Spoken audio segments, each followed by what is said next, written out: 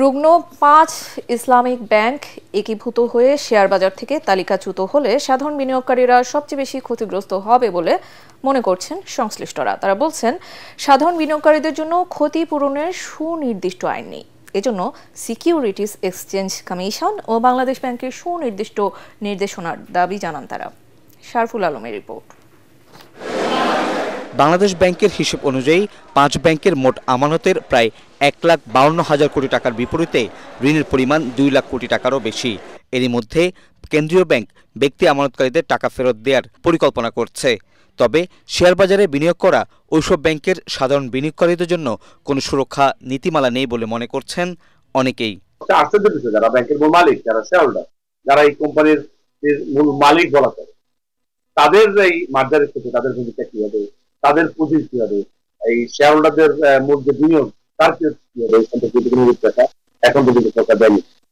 এটা খুবই বাজারের জন্য দুঃখজনক। আমি মনে করি যে এই ধরনের মার্জার অ্যাকুইজিশন বা গতবার যাই কিছু করুক, যে নিশ্চিত কোনো কোম্পানি সেক্ষেত্রে বিনিয়োগকারীদের যে মূল বিনিয়োগটা আছে সে সম্পর্কে সরকার একটা রূপরেখা থাকা উচিত।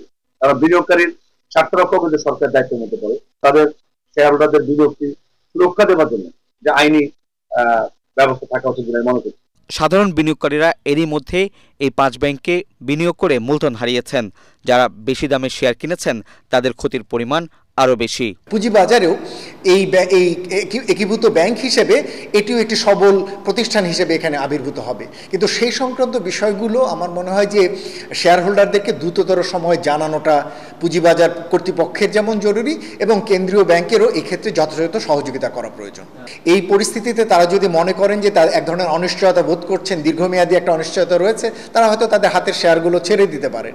আর যদি তারা কেন্দ্রীয় ব্যাংকের উপর আস্থা রাখেন এবং এসিসি কর্তৃপক্ষের উপরে আস্থা রাখেন, তাহলে আমরা এটা আশা করতে পারি যে একসময় এই ব্যাংকগুলো ঘুরে দাঁড়াবে এবং সেক্ষেত্রে ক্ষুদ্র যারা বিনিয়োগকারী রয়েছেন তাদের উচিত হবে শেয়ারগুলো ধরে রাখা।